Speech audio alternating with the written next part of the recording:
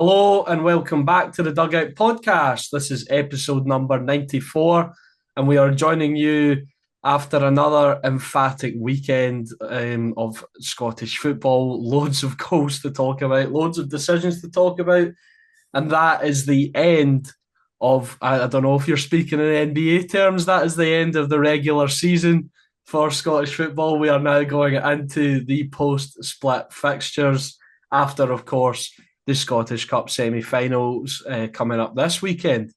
But yeah, Ethan, I don't think we could have asked for more than that for the final round of fixtures before the split. No, we certainly couldn't have entertaining fixtures with close games, surprise score lines, ridiculous score lines, surprise decisions, and ridiculous decisions. Yeah, it was another excellent weekend, and just what we've came used to watching Scottish football this season, and hopefully it continues in the split. And I certainly expect it to do so. Obviously, got some really big fixtures to look forward to, and that at both ends of the table. I think in the battle for the relegation playoff, that 11th place, and obviously the race for the title, and maybe the race for fourth and fifth place for the other three sides in that top six. But no, another excellent weekend, and looking forward to the two Scottish Cup semis, which I think will both be pretty interesting. But how's yourself, Alex? I'm good, mate. I'm good. I'm a wee bit. I think I'm still calming down from yesterday. I was. I didn't get to watch the game unfortunately because I was in work, but I was like checking my phone and that. And then when I saw it was, obviously we'll talk about the game more in depth, but I saw it was 2-0 to Falkirk, and I was like, oh, that's it. Game's a bogey written off. Massive loss of points there. And then I saw Rangers had pulled one back just before half time, and I was thinking, oh, decent. And then the next time I checked my phone, it was 4-2. So it was absolutely mental. But yeah, I'm still calming down for that. Had a decent weekend, obviously. Um, a bit nervous at the moment. Me and you have got some submissions coming up over the next couple of weeks, and then we will be finished with university. So it feels weird. Wednesday's our last ever class. It doesn't feel like it, does it? No, it certainly doesn't, and it'll be good to get it over with. Obviously, guessing like me, you've enjoyed your time, but it'll be good to put everything behind you and just enjoy, which is going to be a massive summer of football, especially for Scotland. Yeah, I'm really excited for that. Actually, I'm excited for getting uni out the road and relaxing. Hopefully, the TikToks will be coming back as well. I know I've been off for a very long time, but I just felt I needed to focus. That's why I've only been doing this. I've not really been doing anything else. I've not been on the Scottish Football Zone. I've not been doing any other podcasts. I've only been doing this weekly podcast and uni work. Obviously, Ethan's been appearing on other things, but I think he's a bit better at balancing other things than I am. But I just felt that I had to focus. But yeah, hopefully the TikToks will be coming back for an exciting title run in. I have managed to get the last day of the season booked off from work. So there might be some content, like I said last week, depending on what we can work out logistically. So yeah, we're moving into exciting times, and we'll start speaking about these weekend's fixtures at Pittodrie, where Aberdeen got a massive win. They opened the scoring in the 17th minute through a penalty. Grant Hanley sort of loses Olasanya and brings him down. He's kind of fallen. He loses. Hanley loses his balance, grabs. I think he's trying to just grab onto him to stop himself from falling, but he brings him down. Originally, David Dickinson didn't see anything in it, which I think it just speaks to the refereeing standards in this country. But on second review, he saw he has brought down. It's a clear denial of a goal scoring opportunity. It's a foul in the box. It's no attempt to play the ball, so it's all 3-1. And it's a red card and a penalty to Aberdeen, and the former the former former Hibernian striker, puts it away for 1-0. And then we'll jump all the way to the 75th minute where Kevin Nisbet scored his second, originally not given on the pitch either. Superb, just thunderous finish in off the bar from Kevin Nisbet. And you can see on replay it's clearly over the line. We've got the angles to see this one. This one is clearly over the line. So it is a goal and a massive 2-0 win for Aberdeen. Ethan Stephen Robinson's first victory as the Dons boss. Yeah, that was something that they needed. Was a massive win for Aberdeen and possibly changes the momentum in their season. I think a lot of people, including ourselves, had tipped them as our favourites for 11th place, especially after Stephen Robinson's team lost at his old stomping ground last weekend against St Mirren, and the manner in which they did so. But obviously they take advantage of Grant Hanley's what I'll call comical defending. I think he tried to shove, bring down, and kick to Yossi Olasanya while he was on the floor. He done everything that seemed to try and bring him down. I don't know if he really knew too much about it, but he didn't have too many complaints, and I don't think he could do with the position Olasanya was in. His lack of sort of awareness of where the ball was, and it was kind of, I think you would associate a bit of defending, you associate with Grant Hanley. Sometimes, obviously, we've seen him recently against Denmark in a Scotland shirt produce some excellent performances, but he has always got that sort of rush of blood element, you could say, to him, and I think we've seen that there, and it was always going to make it difficult for David Gray's team, and you've seen that throughout the match. They never really looked like causing any threat to the home team at all. They obviously get they score the penalty through Kevin Nisbet, and then, as you said, an excellent strike for the second goal, and gives Aberdeen a lot of breathing space, and obviously helps them above Kilmarnock and St Mirren and Dundee, I believe. I'll double check that. Above Dundee on goal difference, which really drags them into the mix now as well. So excellent result for Stephen Robinson's team, and they'll be hoping to take that momentum into the split. Yeah, no, absolutely. What was I going to say? I agree with you on the point that this is a really crucial win for them because, like you did say, I think I had them, going down into 11th, but other results around the league that at the weekend fell in their favour. Perhaps if Grant Hanley hadn't had that mad moment, it might have turned out differently. But they took full advantage of it, Aberdeen, and it is massive. They did get that victory over the line, a clean sheet as well. So positives all round for Dons fans as we head into the split, and hopefully they can look to put a good run together and just put any doubts to bed about their survival within the Scottish Premiership this season. Yeah, I was just gonna say, you said about the obviously Grant Hanley being sent off, it being a massive sort of factor in the game, and it might have been different. I think the Hibs sort of players, fans, and probably coaches can feel rightfully a little bit aggrieved that maybe that Emmanuel Gyamfi wasn't sent off. I don't know if you've seen that one at the end of the Yeah, first I half. did actually. I forgot about that. I was going to talk about that. It's a bit of a strange one.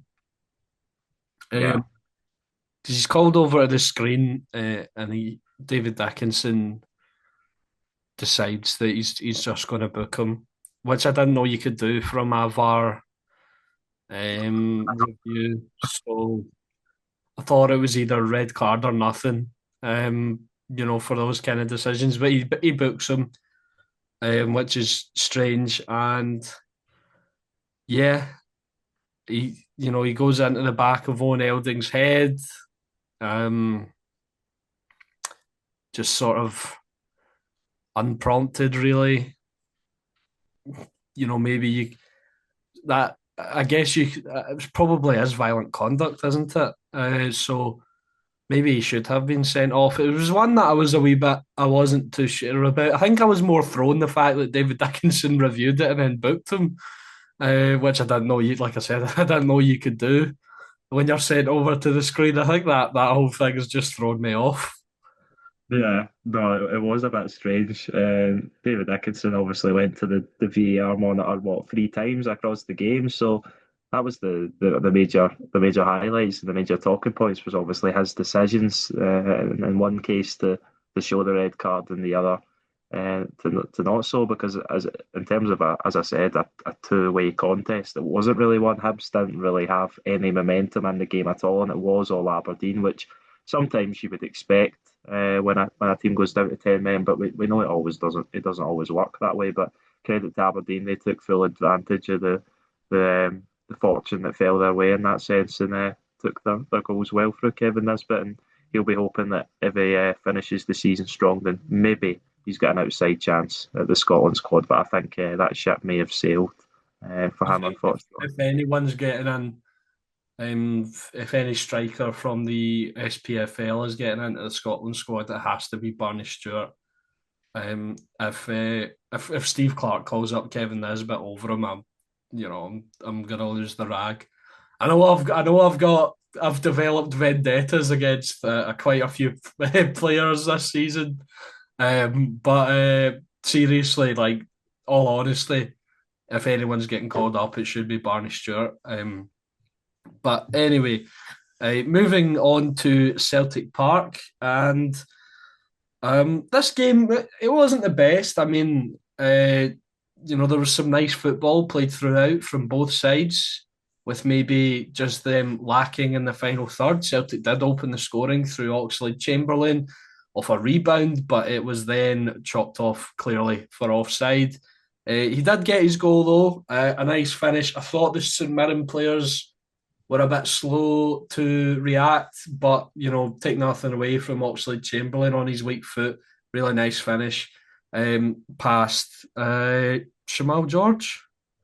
Was Yeah, Shamal George at the time, and yeah, before he unfortunately went off for that yeah. head injury, but he That's did he why did that's look. why I was a bit confused there. But yeah, we hope Shamal George is okay as well because you never like to see that. So hopefully it was just a sort of making sure that there's no further damage done, because I feel like it's something in football that we've only started taking seriously over the past few years. Head injuries, because it's not really known for that kind of. It is a physical sport, but it's not like rugby or American football or anything like that where that's a big thing. So we've only really started taking that seriously recently. I mean, I remember a few years ago, um, I think it was when I was 17, 18, playing 11 aside, and then hearing that you're not allowed to head the ball now until you're like 12 or something like that, which I think shows that, we are taking it more seriously now, potential head injuries, concussions, long term effects, that sort of thing. Yeah, I remember I looked into something a few years ago as a sort of part of research, and it was around how now football trainings they limit the professional clubs how many days a week in training they're allowed to header the ball. So most days of the week they should be just sort of having the ball on the deck, and these are all the kind of measures to help the sort of long lasting effects of headering the ball and stuff like that. But you know, initially it didn't look good for Shamal George, but he got up, he walked off, he got a stand ovation as well. So hopefully he should be okay to return for St Mirren's next match. But the interesting thing, just looking at it now, was whether St Mirren were allocated a sort of concussion substitution for this because they only went on to make 4 more substitutions after this. So yeah, it's an interesting one. But obviously Ryan Mullen comes on and he was decent, and as you said, both teams played good football, played out from the back well at times, which was really surprising to see from a St Mirren team. Obviously, we've got so used to how they played under Stephen Robinson, but it was very different under Craig McLeish. And I did hear going into the game that it was going to be like that, and that's how they'd been playing. And I had seen bits and bobs, but I hadn't seen a full 90 minutes. And in the first few 10, 15 minutes, I didn't really see that. It looked like a Stephen Robinson St Mirren team, but they really grew into the game and absolutely played Celtic off the park at points in the game. Yeah, Craig McLeish has come in and made a positive impact. But obviously, he's had 4 games in charge, 2 of them against Celtic and Rangers, only losing 1-0 in both. So, and he's got wins in the other 2 games, back-to-back wins coming into this game. So yeah, it's terrific, and I think it's a real indicator as to what they're going to do coming into the semi final. They're going to try and play their football. They're not going to, sit behind the ball and, try and batter and bully Celtic off the park. They're going to play their football. And I think it's off the back of Aberdeen's win and St Mirren's recent sort of, I guess you could say, eye test the way they're playing. They've always, like I said, just coming off the back of 2 back-to-back wins coming into this game. It doesn't bode well for Kilmarnock, unfortunately, because I had faith in Kilmarnock because I thought, oh, St Mirren, a wee bit of a transition period. Craig McLeish has come in, made an instant impact. If he keeps up this form, he could potentially get the job permanently in the summer. And Aberdeen just got a massive win. So, yeah, it's not looking too good for Kelly at the moment, but there are definitely a lot of positives to take from this for St Mirren. And I think they should take some confidence into this semi-final. Just they need to, I think they need to shore up their sort of final third phases of play, try and get some goals in the net, get some good chances, and it could be a very, very interesting game next week. Yeah, certainly it could be, and I think that would be the message probably from both coaches ahead of it. Celtic didn't have too many clear-cut chances either. Obviously, Alex Oxlade-Chamberlain takes the only goal, a nice finish, as you said, right after he had put the ball in the net initially, both from Callum McGregor shots, one obviously saved by Shamal George, one blocked by a St Mirren defender. But yeah, as you said, St Mirren will need to create more if they want to go to the Scottish Cup final. But they've shown that they're capable of doing it. It didn't really fall for them on Saturday. But I think what we've seen is that a team that's got players that are happy to play in a system that's got fresh ideas, and I think that was what we've seen under Stephen Robinson. Although his style got so much out of those players and had so much success, it became a bit stale by the end, and I think that's ultimately why Stephen Robinson makes the transition to Aberdeen, because it just was results weren't going his way anymore, and it seemed like the relationship between him and the players was becoming a little bit of a frosty one. And yeah, there was some standouts, especially in midfield. Alan Campbell and Jacob Devaney were excellent in midfield.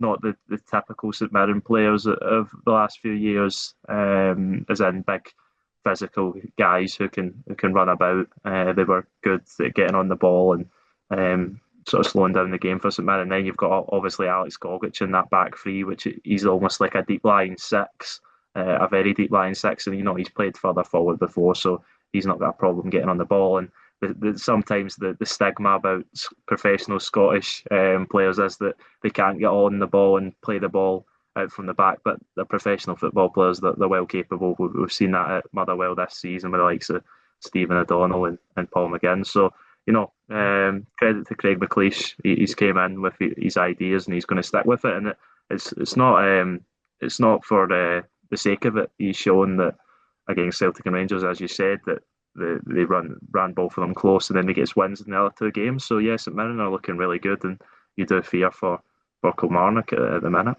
Yeah. Can I pose you a question before we move on? It's about your striker situation. Yeah. Big Tam again. Missing missed just hit a shot from 6 yards out right at the goalkeeper. And then obviously, I think Iheanacho has proven he's better than him this season, but he misses a big chance in the second half.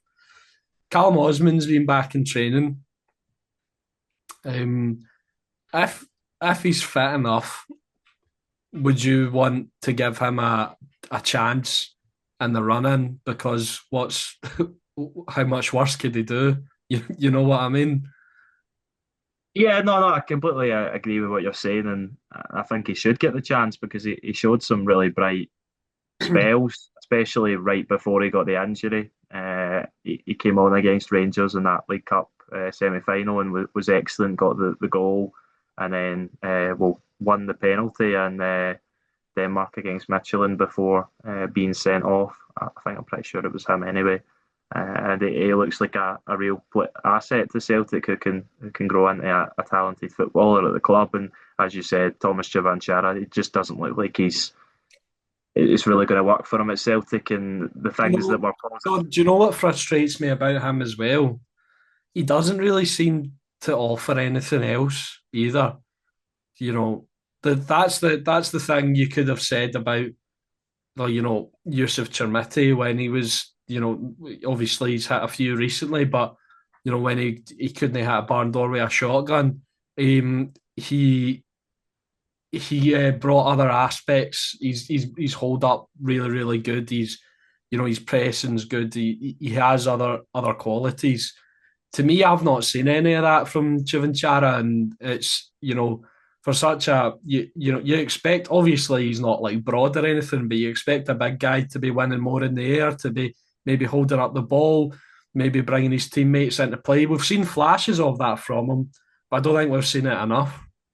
No, yeah, no, I'd agree with that, and that was what I was gonna say. I think even in the last few games, especially at Dens Park, you've seen really nice bits of link up play and linking up with the other attackers, but you just didn't see that at all at the weekend. He wasn't in the game. He barely had a kick apart from that chance that obviously you referenced to. So yeah, I think Kelechi Iheanacho is the best striker at the club at the minute, but the case since he's got there has been his fitness. I think Martin O'Neill touched on it before the game that he says he's fit enough to play a 90 minutes or a start a game and play a 60-minute cameo, but is he really? Do we know that? I don't think we do. So does he throw Kelechi Iheanacho in for the semi final from the start? I doubt it. I think he goes with very much a similar team. But I think the real concerning point for the Celtic team at the minute for me is that midfield three of Cal McGregor, Alex Oxlade-Chamberlain, and Benjamin Negrin.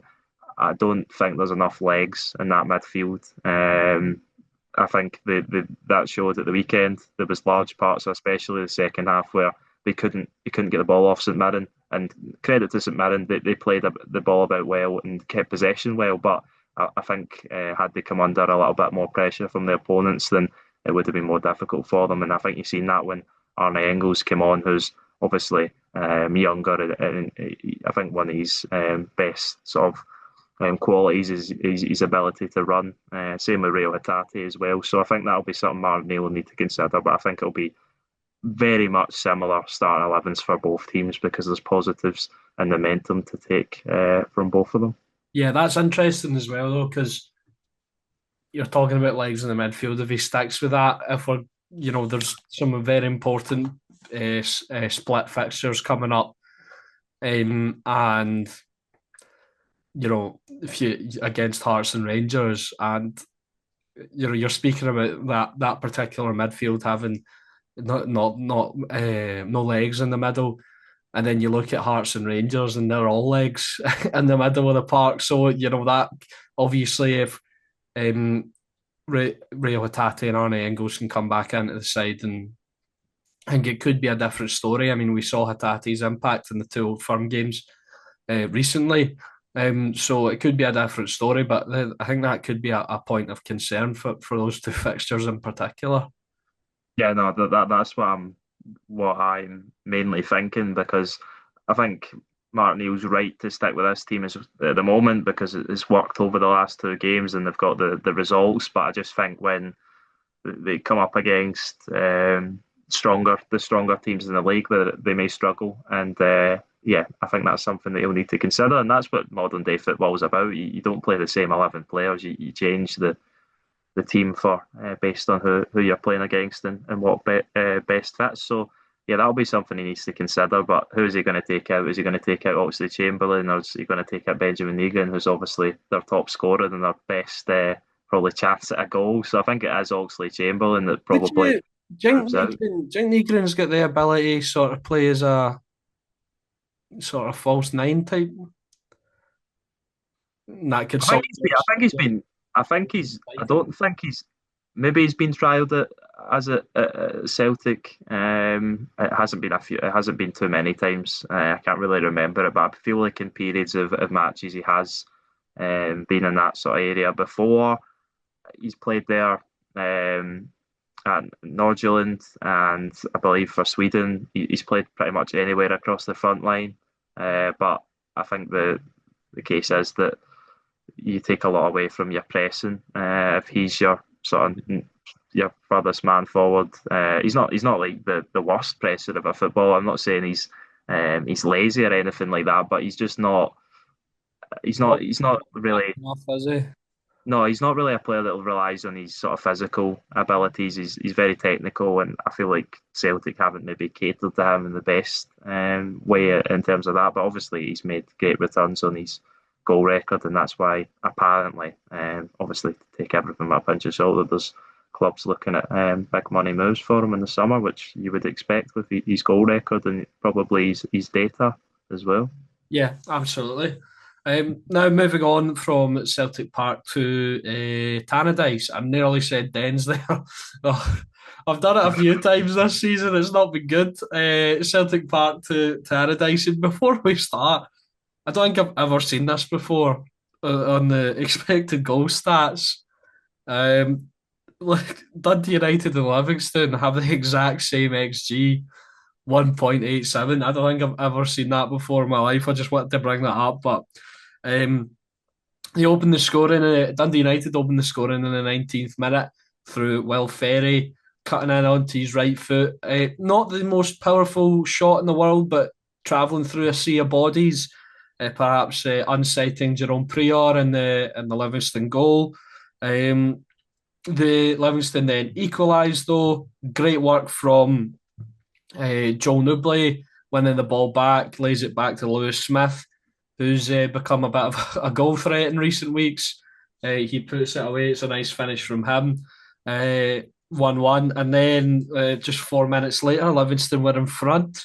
And I was checking the scores at the time. I was thinking, oh, yes, they're actually going to win a game.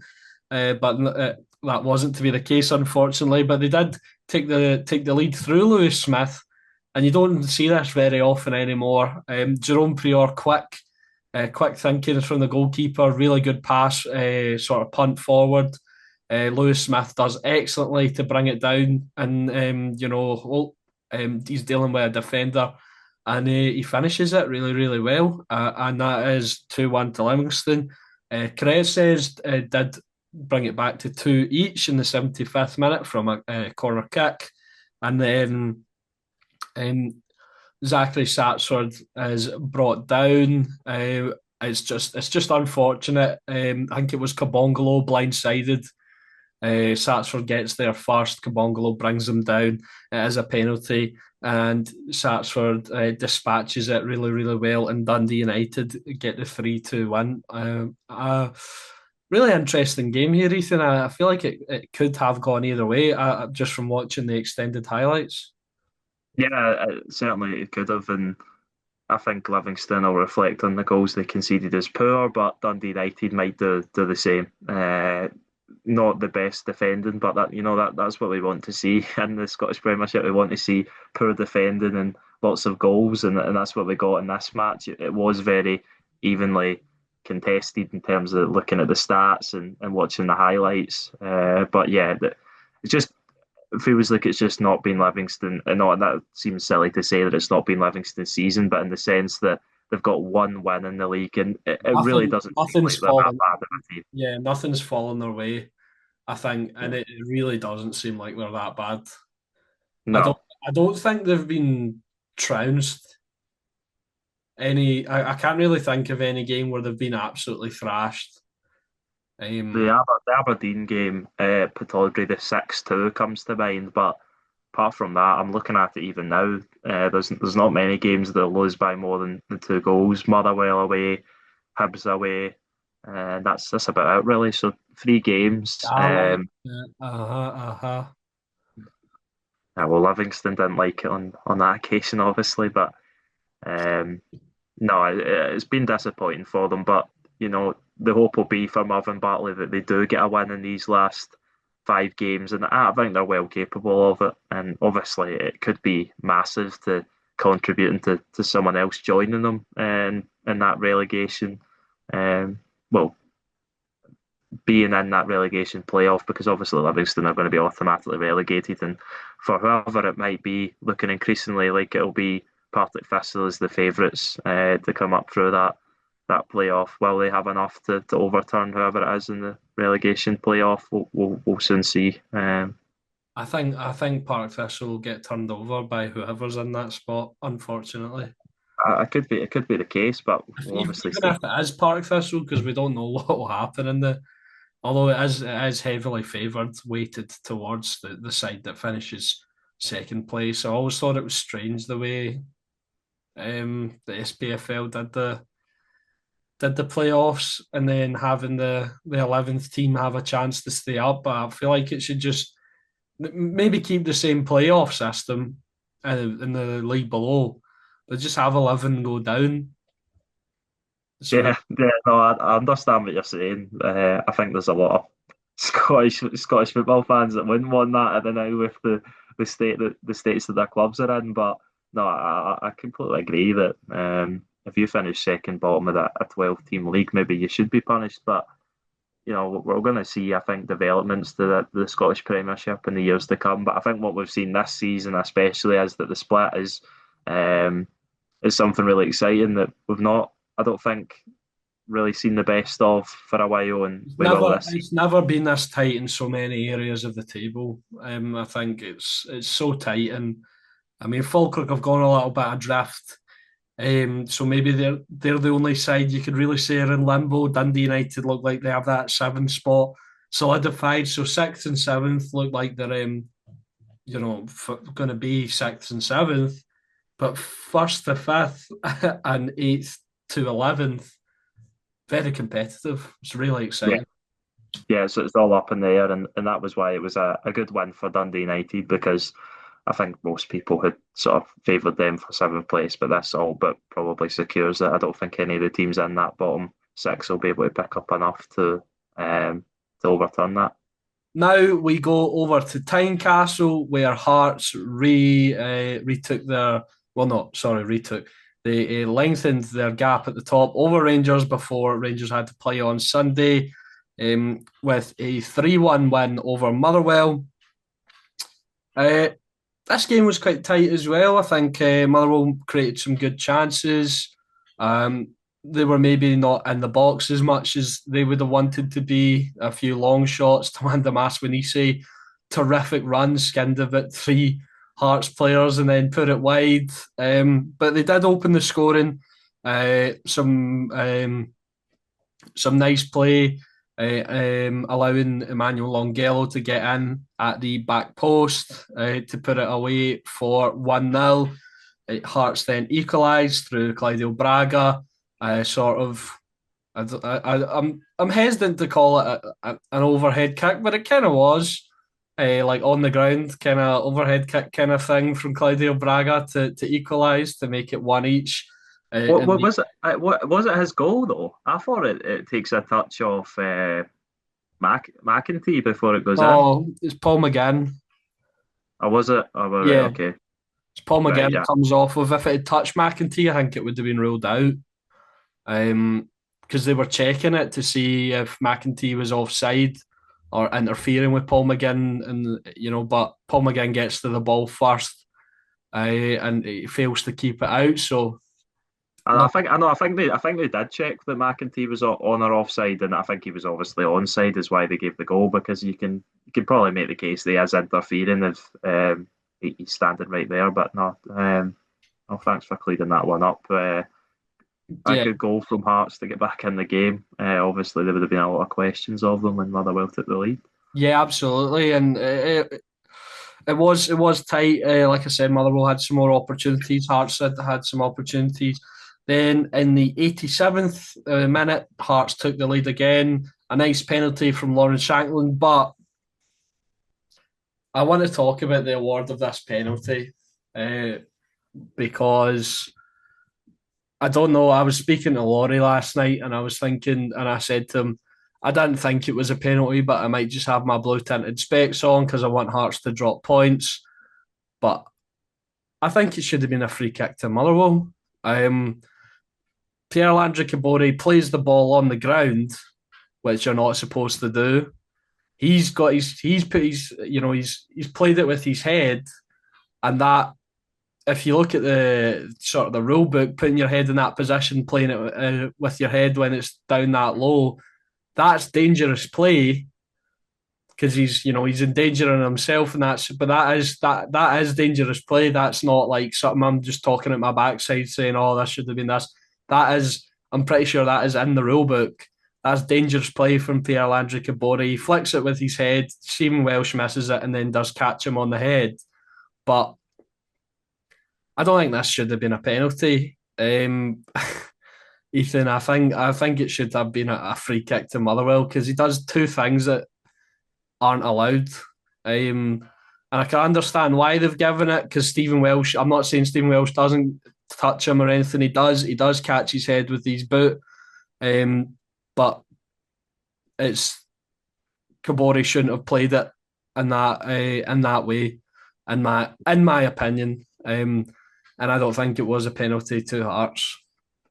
Yeah, that was. I know I was winding you up before, but no, that I agree with you. Initially, when I seen it, I thought it was a penalty.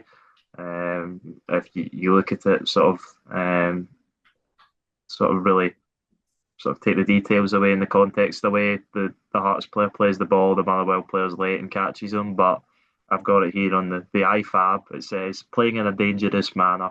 Playing in a dangerous manner is any action that, while trying to play the ball, threatens injury to someone, including the player themselves, and includes preventing a nearby opponent from playing the ball for fear of injury. A scissors or bicycle kick is permissible provided that it is not dangerous to an opponent. So that would sort of coincide with what you were saying, that the position that Pierre-Andre Cabori's in on the floor, obviously he's going to go for the ball. It's natural to try and go for the ball, make an attempt for it in that position, especially even when you're on the ground. But it shouldn't have been given as a penalty. I don't think going off those rulings, because he shouldn't really have played the ball. And I think it was Stephen Welsh that falls unfortunate in that a really important time in the game. But it's not Hart's fault. Credit to Lawrence Shankland. It's an excellent penalty as well. It's perfect. It's in off the post. And I think Lawrence Shankland's shown in the two starts since he's been back how much of an important player he's going to be. And despite Claudio Braga rightfully probably grabbing all the headlines this season as the Heart striker while Shanklin was out, and he'll probably be more up for the sort of individual awards at the end of the season. I think Lawrence Shanklin's shown Yeah. across the years that he is the best striker in Scotland at the minute, and he'll be a big boost for Derek McInnes, between now and the end of the season. Yeah. Also, as well, when I was speaking about anyone from I forgot about Lawrence Shankland. I was speaking about anyone from the SPFL should be called up. Should be him, but if they're thinking about calling anyone else up, should be Barney Stewart. But I think that just goes without saying for Lawrence Shankland at this point. If there's a Scotland squad and he's fit, he should be in it. And you can see that since he's come back in, it's not taken him a long time to start impacting games again, and it's shown how crucial he is. I think Cammy Devlin's, due to his play style, it's taken him a wee while to get going again. He has been good. He's not the player he was before his injury, but that's understandable. Um, but coming into these split fixtures, he's got a break obviously because Hearts aren't in the semi final. So it could be crucial. And Cammy Devlin could get back up to sort of his usual standards, and well, not usual standards, but the amazing standards that he set this season. And like, he could be crucial for the run in. Hearts did get a third through Pierre Landry Cabori in the 92nd minute, and that just puts the game to bed at that point. I think obviously the penalty is a massive turning point and it's controversial, but obviously Hearts do really well to take full advantage of that and just make sure there's no doubts, there's no worry of a last minute equaliser from Motherwell or anything like that. They put the game to bed and make sure they get the 3 points. Danny Rowe's saying it a lot, but in the press, but it's true. Every game for these three teams, especially, is a cup final, and Hearts managed to win theirs on Saturday. Yeah, and for all three teams this weekend, they will obviously get on to Rangers. They won their match, only the second time Yeah, this season that all three teams have won on a weekend.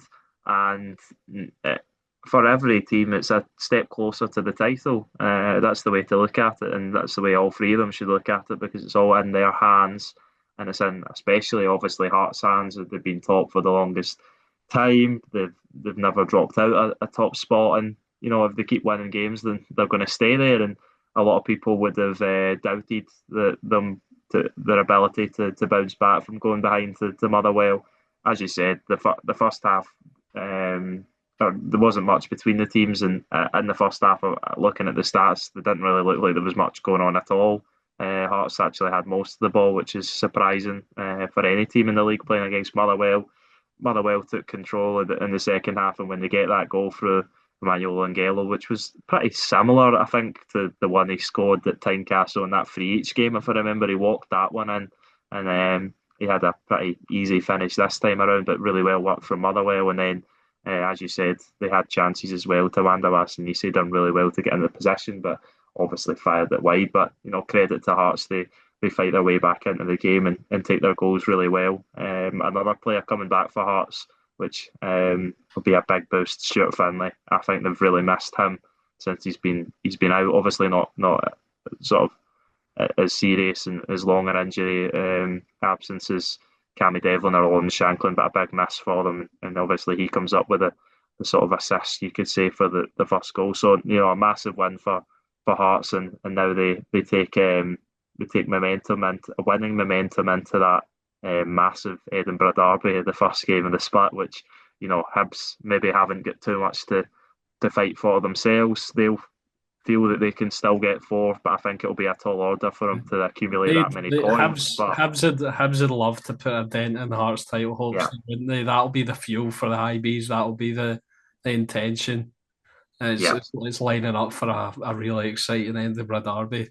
Like yeah, hopefully more exciting than the last one, which was yeah. an absolute snooze fest. Yep, it certainly was, and that'll be it. That'll be the message from David Gray, and I don't think the players, sorry, will need to know about that. For Motherwell, a little bit concerning. No wins in five now. I think the performances have been there in some of the games as well. I think Falkirk were the better team last week, and I think some of their players and fans were even saying as much as Falkirk were the best team they had played in a single game all season, which is really high praise of John McGlynn's team, which we'll obviously got on to how they performed this weekend. But yeah, no, I think Motherwell will do enough to get fourth, but it's becoming a little bit of a doubt. And I think this game was the story of Motherwell's season in terms of the performances have been excellent, and although they've played so well and they've got so many points and they're fourth, and people were considering them in a title race a few weeks back. I think they'll feel hard done by not to have more points, and that'll be it. They'll just need to see out fourth place, and it'll be Interesting though, because a really the Hibs are hot on their heels now. Obviously, Motherwell with the far superior goal difference, but depending on how the fixtures go in the split, Hibs could nip in front of them, which would be surprising considering how high we've been on Motherwell all season and how I think we've just kind of been meh looking at Hibs. It's yeah, strange. It's strange looking at the table how close they are, isn't it? yeah, it is, and that's what I'm saying. It's strange that there is a very realistic possibility that Hibs finish above Motherwell. And I think it's probably to do with the expectations of both teams at the start of the season. You expected Hibs to be competing for third place behind Celtic and Rangers. Obviously, no one, I think, well, not many people expected Hearts to have the season quite like they have done. And then Motherwell, a lot of people didn't expect them to even crack the top six. So, yeah, they both had really solid seasons without any sort of silverware to show for it. But I think I was saying this the other day for Motherwell, the opportunity now is to build on what they've got. They've got some excellent assets in the club at the club in terms of players and obviously their manager, which they could make a lot of money off of. They still have a lot of that Lennon Miller purse from the summer, so they've got a lot of sort of I think Motherwell, financial backing. Are going to get raided in the summer. Yeah, I think Celtic and Rangers are definitely paying attention to a few of the players. There's always going to be that chat around Tawanda Maswanise. I saw the other week that Rangers were apparently interested in Eli Just. I think maybe I saw reports a couple of weeks back as well that Celtic were looking at him as well. So I think Motherwell will, get picked clean in the summer, but hopefully they'll make a tidy bit of cash off of some of their assets that they managed to move on, and they can rebuild them under Jens for the next season. Depending if he's there, I don't know.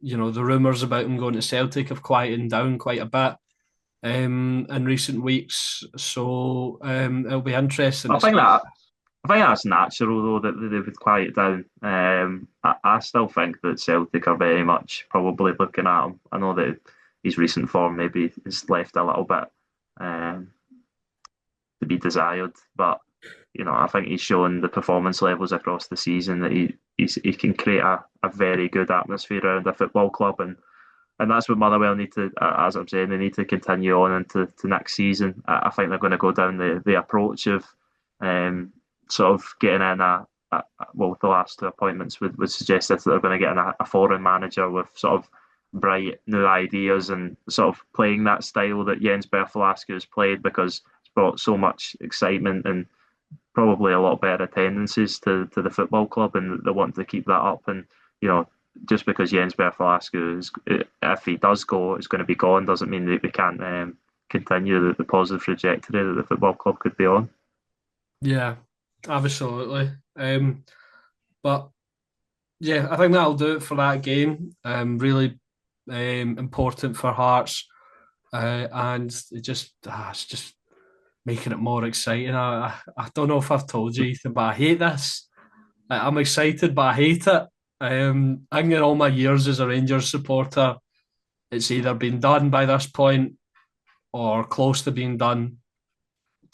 Obviously, Celtic with their years of dominance, or obviously Rangers won the league in March in the 2020-2021 season, if I'm correct. So I don't think I've not experienced this before in terms of it being this tight between three sides going into the final stretch, and it's exciting, but I absolutely hate it. My stomach's in knots every weekend.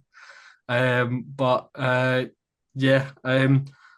on to another game with loads of goals in it this weekend. I think maybe after Dundee United Livingston, you might have thought that 5 would be the most we'd see in a game at the weekend, but Sunday took that and smashed that out of the park. But before we move on to Sunday's game, we will speak about Kilmarnock versus Dundee. 2-2 draw. Joe Hugel opened the scoring, a deflected shot falsed him. But the way I'm describing it makes it sound like it was an easy finish. It was not. It was a terrific finish from Joe Hugel to make it 1-0 to Kilmarnock. Simon Murray equalised just 10 minutes later.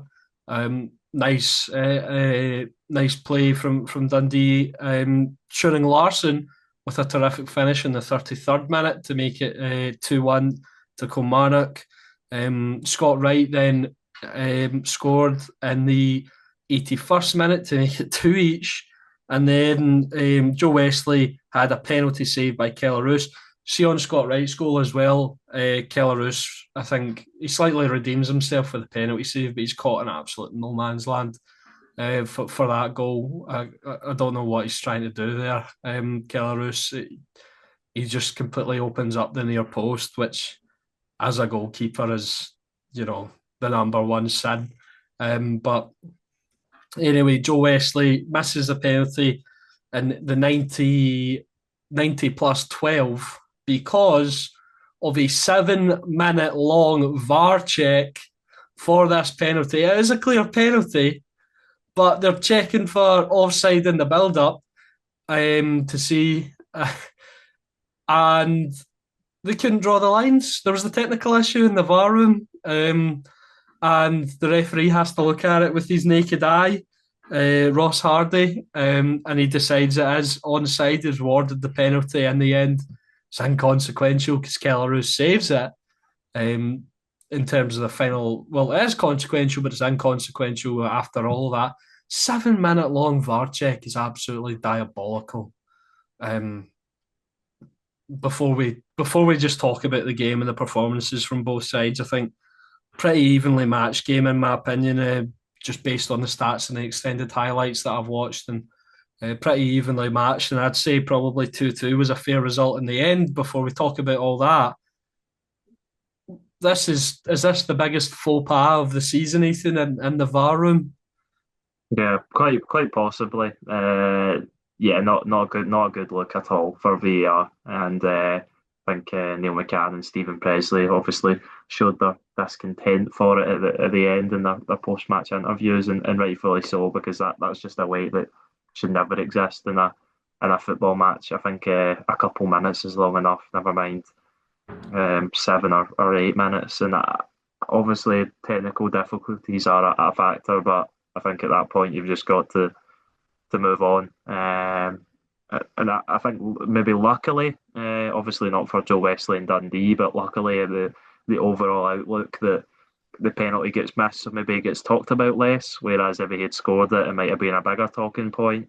But I think luckily for the officials that it's kind of went under the rug a little bit, because the goal, it didn't really, as you said, it was inconsequential in terms of the score line, and you can't really be too surprised, I don't think, at Joe Wesley not scoring it, because when you've got so long to think about what you're going to do, that's when usually players start making errors when it comes to penalty kicks. But yeah, to each draw, as you said, looking at the stats and the highlights, probably um, and a deserved scoreline for each side, but certainly not an ideal one for either. Dundee really could have probably cemented their safety with a victory, going what would have been, I think, 7 points ahead of Kilmarnock. Kilmarnock would have been on 27, Dundee would have been on 35.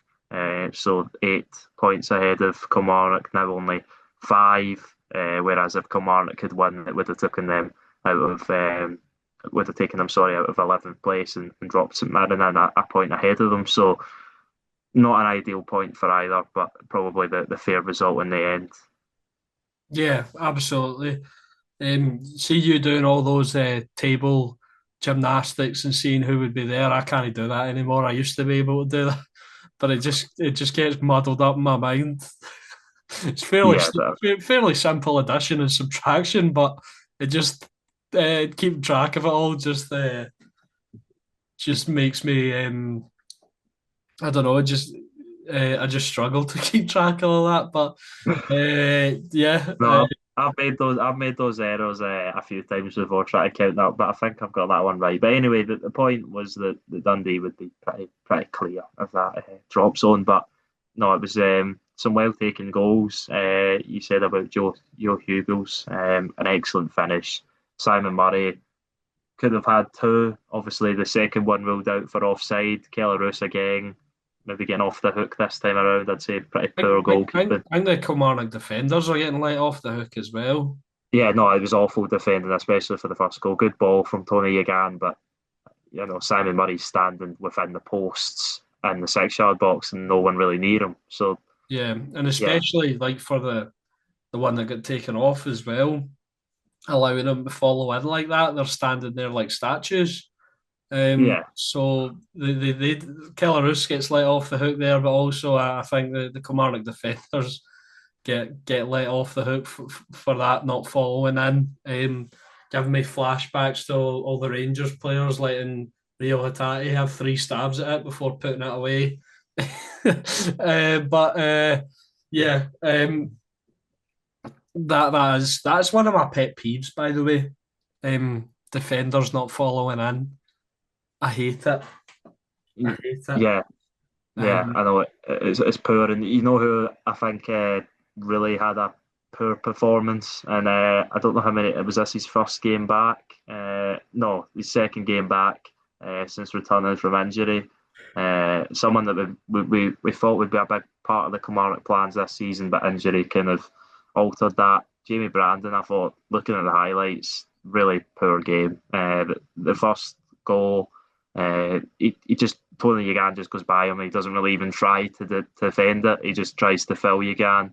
And then obviously he was the one, if I'm not mistaken, that gave away the penalty at the end. So yeah, he gets off the hook in that sense, but not a great performance from him. But not a great performance from either side defensively. And but as I said, like the Dundee United Livingston game, we welcome poor defending this league, and we certainly seen a lot of it on Sunday. Yeah, yeah, absolutely. That's a nice wee segue there into Sunday's game. And if you've not seen this somehow and you're hearing about this for the first time, I don't know what to tell you. You missed out on the game of the weekend. Falkirk 3, Rangers 6, a 9-goal thriller at the Falkirk Stadium. Absolutely mental. Ben Brosio opened the scoring in the 6th minute. Rangers sort of caught in possession and a lovely break. Calvin Miller picks out Brogio, who's very composed, takes his time, picks his spot from about 6 yards out, and it is 1-0 to Falkirk. I must say, I think all my Calvin Miller slander came back to bite me in this game because he was terrific. But sorry, I've lost my train of thought. Oh yeah, Brosio gives Falkirk the lead. In the 26th minute, Falkirk double their advantage. Finn Yates, a terrific finish, but oh god, talking about bad defending, the whole build up to this goal, it was something. It was like a Looney Tunes cartoon, man. It was, I don't know what Rangers are doing. Nasser Giga and Tochi Chikwani were trying to play keepy ups on the edge of the 18-yard box. Nobody could get it clear. It was pinball. It was absolutely dreadful. Rangers won it back a couple of times and lost it again and again and again. And eventually, it was a terrific first-time finish, just walking onto it. Finn Yates, Jack Butland, absolutely no chance, into the bottom corner, sort of on the half volley from Yates. So, terrific finish from him. Now, moving on to Rangers' first goal of the game, where probably you could say the turning point in the match. Tochi Chikwani pulls it back in the 42nd minute. The build up to this goal has sparked a lot of debate, a lot of controversy, a lot of just, the Twitter warriors are out battling each other, debating this, people posting conclusive angles that don't even show the ball. So yeah, it's quite interesting. Nico Raskin delivers a ball, sort of curls, and you can't really tell if it goes behind. It goes over the goal, but you can't really tell if it goes behind the line or whatever. And all the Falkirk players stop because they think it's out. Rangers play on. It's nodded back across. Chermeti hits the post from about 2 yards, 2 yards out. Quintessential use of Chermeti. And then Totti Chikwani follows in, just rifles it into the net. And all the Falkirk players, speaking about standing there like statues. Firstly, before we talk about the controversial decision, I think the main thing, and John McGlynn said it in his press conference, not press conference, post-match interview, they all stopped. It's, when you're very young, what's one of the first things you learn when you're young playing football? Play to the whistle. And the Falkirk players just, assumed it was out and they just stopped, and Rangers players didn't, and that's why Rangers got the goal. It was reviewed by VAR, but all the angles, it wasn't conclusive enough. Just the camera angle that it was at, you can't tell if it's in or out. It looks like it might be out, but you can't tell if that's just because the way the camera angle's showing or so. Rangers are awarded the goal, but yeah, Ethan, very, as Ian Crocker put it, a bizarre set of circumstances leading up to that goal. You can talk about the decision all you want, but I think like I said, play to the whistle. I think it's unforgivable from the Falkirk defenders. Yeah, as they should be, as you said, playing till the whistle because you can't rely on the officials to bail you out and call it as a by kick because you can't really tell. And they seem so adamant about it, so that would maybe make you think that it was out, but the officials played on, and that's something we see when it comes to offsides and fouls now. When there's a goal scoring sort of opportunity, they'll play on to get the opportunity to. In most cases, they'll be able to go back to it and check VAR, but this they couldn't really do that because they don't have the camera angles, and I don't know if that maybe goes into their thinking. They play on, and then they can go back and change it. And another thing is, if I remember correctly, at Easter Road, Celtic had a goal that they scored where they blew before it went in the back of the net for the ball going out, and then it looked like maybe the ball wasn't out again, wasn't conclusive, so they stuck with the original decision, which is completely the right thing to do and what they should have done at the Falkirk Stadium. So it's a difficult one. The referees aren't supported by the technology to make these decisions, and unfortunately, maybe it falls on the wrong side of things for Falkirk. But as you said, they should have played to the whistle, but well played by Rangers and Tochi Chukwueze to take full advantage at a time when Rangers it did improve in the latter stages of the first half, but they never really looked like getting that goal and that route back into the game because Falkirk were the better team in the first half and were all over them like we've seen um, Fir Park last weekend.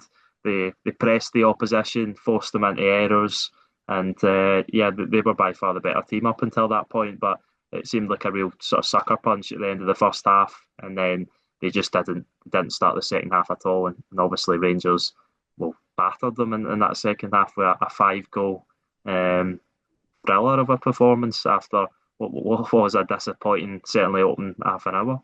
Yeah, absolutely. Rangers equalised in the 47th minute through Yusuf Chermiti. Gisama sort of running down the left hand side. I thought he was very good in the second half, especially. He loses the ball, but he shows great tenacity, winning it back, and plays it across. And it's a nice sort of deft touch from Chermiti to put it past Scott Bain for two each. Just 5 minutes later, Rangers were in front. Nico Raskin with a goal, nice flick round the corner from Tello Asgard, and Scott Bain sort of caught unawares, you could say, not enough time to set his feet. Raskin hits the shot. Maybe Scott Bain wasn't expecting him to hit it low into the bottom corner for 3-2. And then Tello Asgard injured Nico Raskin in the celebrations by headbutting him too hard. So you can see that was quite. You can see, they were all celebrating, and then Tello Asgard goes up, goes like that, grabs his head, and Raskin's like, "Oh," goes down, and he's like, "What are you doing? Why are you headbutting me?" But I think everyone was just a bit overexcited. You could see what it meant to that away support there, and you could see what it meant to the players. Bojan Miovski then made it 4-2 just 6 minutes later, assisted by Nico Raskin. And I think this is my favourite of all the Rangers' goals. I think it might go unnoticed. I mean, I don't think it's my favourite of the goals of the day. I think Finn Yates is my favourite goal of the game. But of all the Rangers' goals, this is a really nice finish, sort of guiding it in with his hip. It's at an awkward height. A lot of people might just try and bring that down or let it hit off you. He guides it in with sort of his hip connecting to his thigh area. Really good cross from Nico Raskin. And that's 4-2. Um, However, Falkirk were given a lifeline. James Tavernier brought down Philip Lisa after getting wrong side of him. A nice 1-2 from Lisa, bursting into the box. Tavernier initially tries to haul him back. It doesn't work. And then, while running across the back of him, clips him. And it is a penalty to Falkirk. And this, I have no arguments about this one. Correct decision. Cavan Miller puts it away. Jack Butland very close to saving it, and keeping up his 100. I didn't realise this. His 100% record in the league this season for saving penalties has now been blemished, unfortunately. He now only has an 80% record, which is still absolutely ridiculous. But you think, oh, there's a lifeline for Falkirk. They did have some opportunities after this. I think this did boost them. They were creating chances, but Rangers weren't going to let that happen. Yusuf Chermiti put it away for 5-3, and then Bojan Miovski hammering it home for 6-3. Nice play down the right hand side after a cleared corner. The burst of pace from Oliver Antman as well, just to get down to the byline, play it across. Bojan Miovski puts it away, and I think this was a game just completely absent. Where defending was absent, and it was so exciting, and and it was a big sigh of relief for me seeing Rangers get the 3 points. But yeah, absolutely, just an incredible game of football, Ethan. Yeah, it was, and as you said, that the defending was there wasn't any defending on show. You don't get that with 9 goals, and it was Rangers who were culprits in the first half and in the second half, certainly for that penalty as well, and then it was Falkirk obviously in the second half and the end of the first half as well. Just really poor defending overall, but some good goals from Rangers. As you said, Bojan Miovski's first was a really nice finish, and one that maybe you wouldn't have expected from him as a player that's probably not riding on the highest of confidence at the minute, but he took his 2 goals well, and it was a really effective substitution. A bit of a left field one from Danny Rose to take Mikey Moore off at half time and bring Miovski on, and obviously it came on to great effect when Rangers scored 5 in the second half, and I think that's what Rangers have shown, that in terms of firepower or scoring power in the league, then they're far and away the biggest threat. It's just defensively they look, I would say, that at the minute the weakest of the 3 title challengers, and that might be their downfall. But like Hearts, they were posed big questions when they went behind, and they bounced back from it, which will build a great sort of culture and mentality throughout the squad, that they can do the job throughout the season. And I think they are probably the favourites at the minute are Rangers. I would say most people's favourites. They're my And you can see favourites. why. Yeah, we know that. But no, but no. From a Falkirk point of view, I think they'll be John McGinn will be really disappointed with how they negotiated their lead. Obviously, the first goal is disappointing, but then you go in at half time and you've got the opportunity to sort of bounce back from that and get a fresh slate in the second half. But they didn't do enough to hold on to their lead, I would say, and the goals they shipped were poor from a Falkirk point of view. But as I said, credit to Rangers. You don't not many teams, if any, will score more than a couple goals at Falkirk Stadium. Never mind 6 or 5.5 or 3 in 10 minutes. So big win for Rangers, and I think probably like you were saying last week, just grows the confidence amongst that group of players that they can beat anybody in this division. Yeah, I think it's an interesting evolution of the style of Rangers play though, because I think in recent weeks we've seen a shift, because Rangers, I think, throughout the season, even under Danny Rowe, have struggled to score goals, but they've been fairly sound defensively. They still, even after conceding 3, they still have the second best defensive record in the league behind Motherwell. But they are, but the No, third best. third best. Hearts Hearts have got the best, then Motherwell, then Rangers. Sorry, my apologies. But they still have one of the best defensive records in the league. Yeah, And they seem to have shifted where the attitude now seems to be we'll score more than you, and they've done that. 4-1 against Aberdeen, 4-2 against Dundee United, now 6-3 against Falkirk, and they're making the goal difference bigger, which could be important. So I think it's a really really interesting sort of shift in Rangers style, and I really I think it could be really really crucial the amount of goals they score going into the end of the season. But well, we're going to take a wee break now. We'll come back, might talk a little bit more about this game, and then we'll briefly preview the semi-finals coming up this weekend. Okay, so just staying on this game for the moment, I was just speaking about Rangers scoring loads of goals, throwing out defending, and I'll be honest, I quite like this evolution. I could do without going 2-0 down, but this evolution of play style, I'm really enjoying it.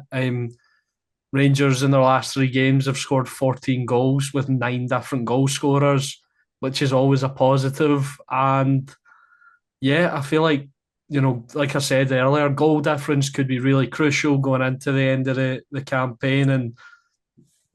And if you score more goals than the opposition, you're going to obviously win football games. So obviously it can be a bit dodgy when you're seeing Rangers concede a few goals because, like I said, they've scored 14, but they've conceded 6 in their last three games also. But I feel like it's a good evolution of Rangers are finally free flowing, scoring loads of goals, and what a time to start doing that.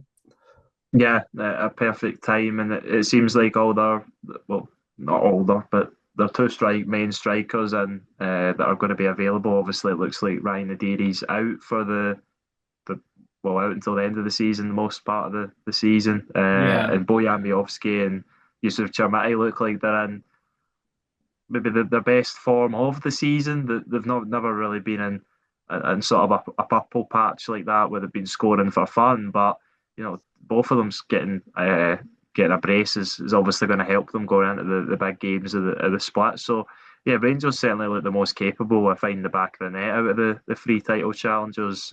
Celtic look like they would struggle to score 5 goals in 5 games, never mind 5 goals and a half. Hearts, I would have said the same thing. Obviously, they've looked a lot better in the last 2 games, getting 5 goals across them.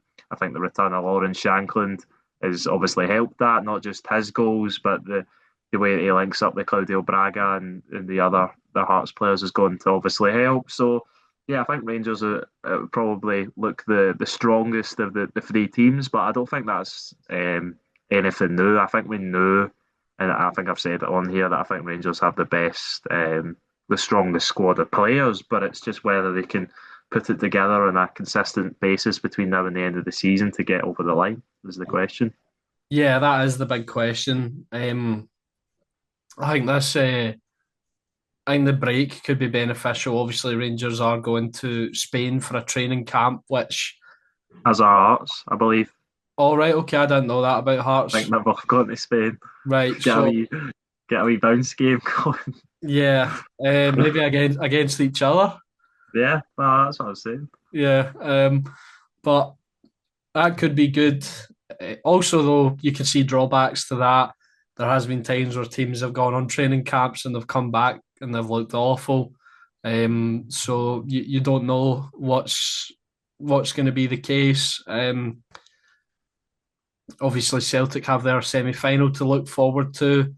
Uh, is that going to benefit Celtic, or are they going to as consistently still playing a game every week? Not having that gap, is that going to benefit them, keep them sharp, or are they going to be tired? Is the rest going to boost Hearts and Rangers? You never know. So there's a lot of things to take into account, but I'm uh, I'm not I'm not saying I'm pleased with the amount of goals Rangers are conceding, but I'm pleased with the sort of overall performances in the last few games as well. They've been creating a lot of XG as well. I think the Dundee United game was the most they'd created all season. I think they might actually beat that on Sunday. as well. So their attacking play is progressing. Let me just check that quickly. Actually, I think it might be less. I'm not 100% sure, but no, I completely agree with and understand your point because I think a lot of the season under Danny Rule, despite him getting the job done and the results being good, the performances weren't always there, and it maybe wasn't the most entertaining football to watch. And I think that's slowly changing. I think everybody was expecting Danny Rule to sort of from what we've seen and heard of him in the past to grow into the managerial role at Rangers, where he does get a bit more expansive with his style and really puts his authority on how he wants his players to play. Because you look at it and opposite to Celtic at the minute, they're not playing with that at all. So I think that's why Celtic actually playing the extra game. Obviously, I say extra game like it's a small matter, but the extra game and the Scottish Cup semi final will probably help Celtic because they need more games to get better, and they've obviously got some big players that they want to be bringing back into the fold as well. Arnie Engels obviously made his return off the bench at the weekend. You've also got I don't know how far away Kobe Donovan is to a return. Alistair Johnston back in training, as you said. Callum Osmond has made a pretty speedy recovery from his injury, which you would expect for a player of his age. But it's good that he's in and amongst the training setup again. So yeah, I think that the extra game does help Celtic at this point in the season. But it'll not look like that if they don't beat St Mirren on Sunday. yeah, yeah, absolutely.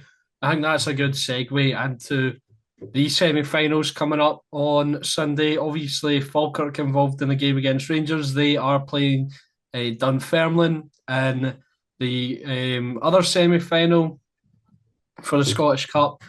I'm quite excited for this. I mean, I had some faith in Dunfermline. I think I predicted them to go all the way a few episodes ago.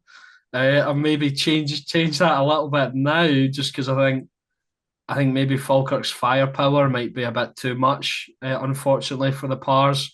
But it's interesting that Dunfermline have had some decent results recently. Um, they before losing to Partick Thistle at the weekend, they hadn't lost the game since February. So that really really good run for Dunfermline, and obviously I think losing to Partick Thistle. I'm going to loosely use the term title chasing Partick Thistle, 5 points behind. They still could do it. One of the obviously them and St Johnstone have been the standouts this season. I think you can excuse that for Dunfermline, not read too much into it. So I think it will be competitive. However, I just think Falkirk will have enough, and John McGlynn will get to see Hampden for the second time this season.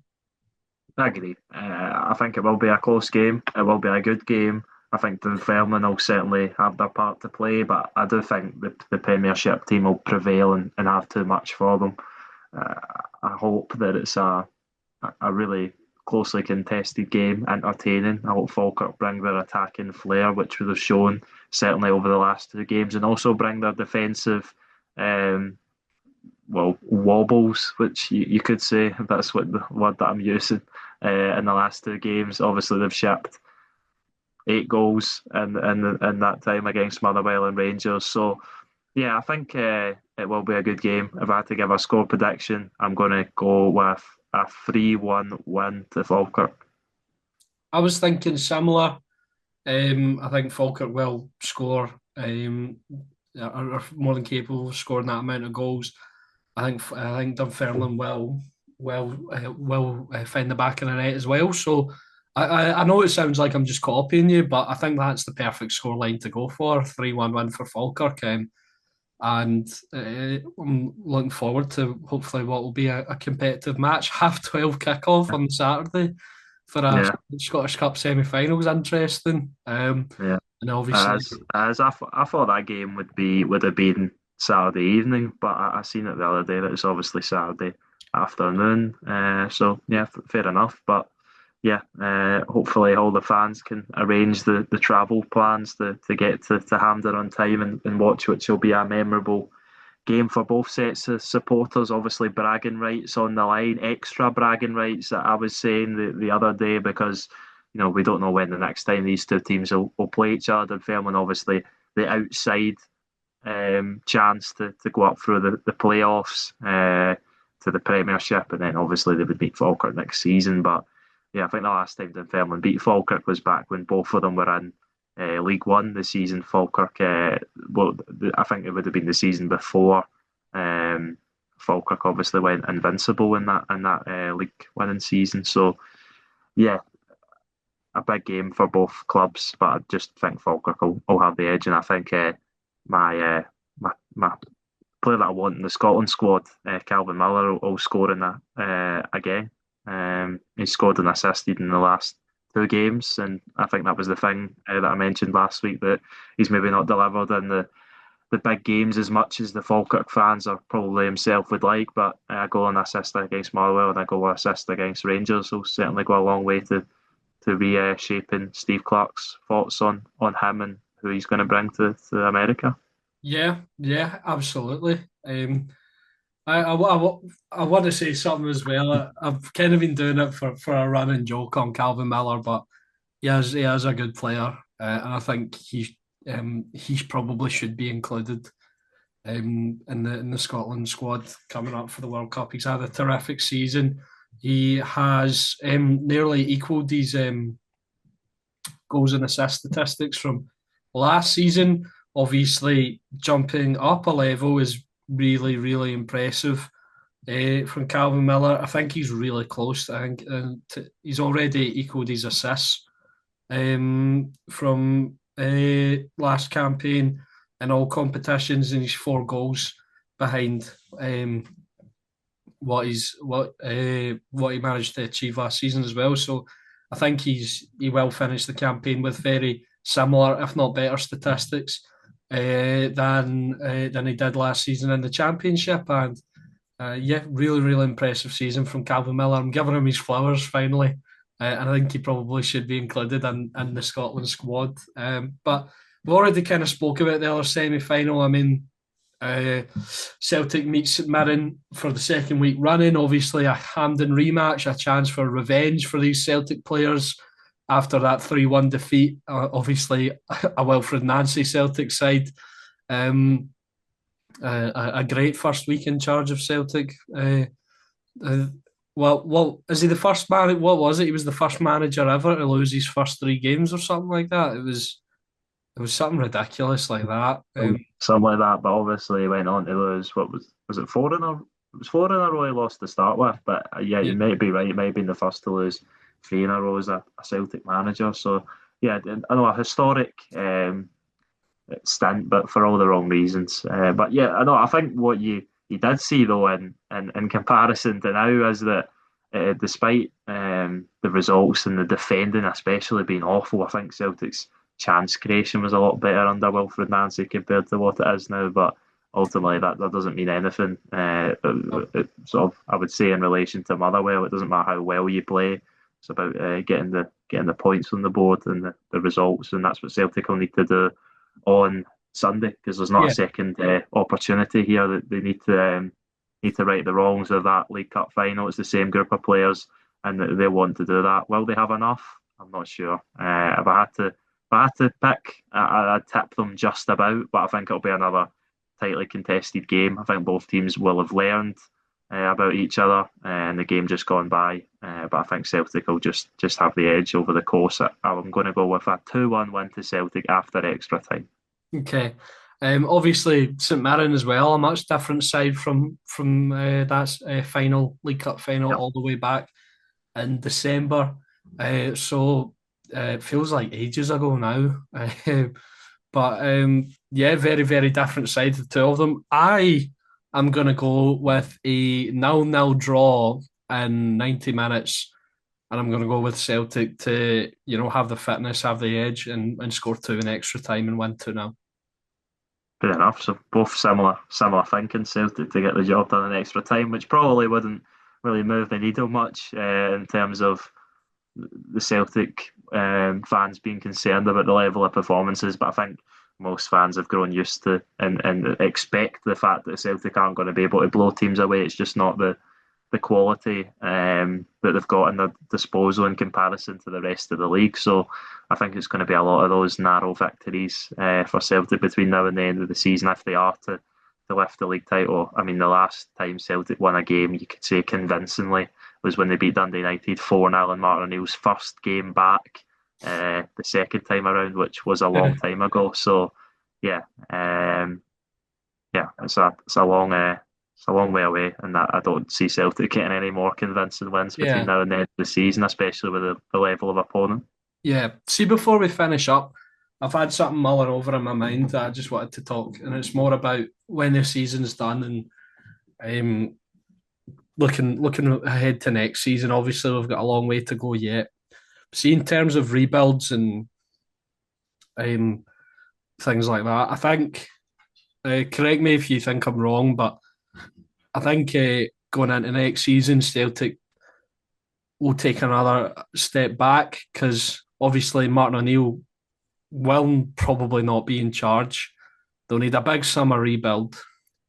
Hearts will obviously be. I think a big summer rebuild. I've seen a lot of people saying that. I think it's a little bit of an exaggeration. I Yeah, think when you well, think about the players that Celtic have got out injured that are going to be back, I don't think there is in a bad place. They I think do need players. they need more squad depth in the attacking areas, especially.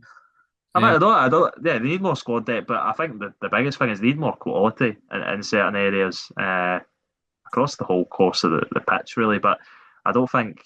I think they need to sign well, but I don't think it will need to be rebuild maybe the extent of what we've seen in Ange Postecoglou's season. But I don't think that would I'm certainly be thinking, a bad way to go I'm about it. thinking maybe four, five, six new players. Yeah, Um, and so obviously they'll need to do that. They'll have a new manager in. Hearts will be building off no matter where they finish in the league, what has been an extremely strong campaign for them. And obviously Rangers have started their rebuild already through Danny Rose. So when going into next season, I think it'll be really interesting. And I think depending on how the summer goes for the three sides, do you think we could be going into a campaign next season where people might actually be at the start of the season predicting Celtic to finish third? yeah, possibly because Hearts are, as you said, they're not going to rest on their laurels. This isn't a one season thing, a sort of flash in the pan, if you want to call it that. This is a long term project that Tony Bloom's wanting to install, and if they don't win the league this year, then they're going to go for it again next year. And if they do win the league this year, then they're going to try and win it again this year. You look at Union Saint Gilloise in Belgium as a perfect example. Won the league for the first time in over 90 years. They're top of the league again this season. Look favourites to win that. Club Brugge manager Nicky Hay in the earlier part of the season obviously left Club Brugge because he wasn't happy with the backing. He didn't feel he had enough support to go and win the Belgian league, which shows what Union Saint Gilloise are doing. It shows that it's not all about money. You know, money obviously helps recruitment, but if you can be smart in your recruitment and bring in the right players, then you can challenge. Celtic and Rangers have had poor seasons of recruitment. There's no getting away from that. But even teams like Motherwell have shown that recruitment is so important and can dictate Yeah. what you do in a season. Yeah, there's so many players that Rangers recruited that I think there's a few of them. I think the majority of them have shown that they can offer something. There's a few of them that I kind of forgot existed. Like I saw Max Aarons come on at the weekend, and Oliver Antman had completely forgot about him as well. And but there are others where you think they can offer something. I think Tilo Asgard is showing um, flashes. I think his performances overall have improved in recent weeks. He's looked better just in terms of overall play. He looks like he's finally adjusted to the speed of the league with like 5 games to go because there was before when he's trying to go, he's taking all the time in the world and he's getting caught. Obviously, he did that for the tap in the other week, but you know what I mean, just in general play. But he seems to have finally adjusted to that. Mikey Moore's been terrific. Boya Majorski and Chermiti obviously popping up with goals here and there. Maybe there's a future for them yet. So I think and Emmanuel Fernandez has evolved into one, one of the best centre backs in the division. So and even Nasser Giga looks competent at this point. So yeah, I think Rangers have they have players there who can move on to something, but there's also been absolute duds in that recruitment as well. But yeah, definitely interesting. But I think that'll do it for today's episode of the Dugout podcast. It's been a long one. Thank you if you've stuck all the way through. Obviously, a very, very exciting league campaign. We can't wait to be right here with you covering all the action. We'll be back next week to discuss who are our Scottish Cup finalists. Will it be Dunfermline versus St Mirren in the Scottish Cup final? You never know with these types of games. But yeah, please join us next week for that. Make sure to check us out on all platforms. Like I said, the TikTok will be making a return very, very soon because uni will be finished and I don't need to worry about that anymore. Yeah, make sure to like and subscribe. Thank you and goodbye.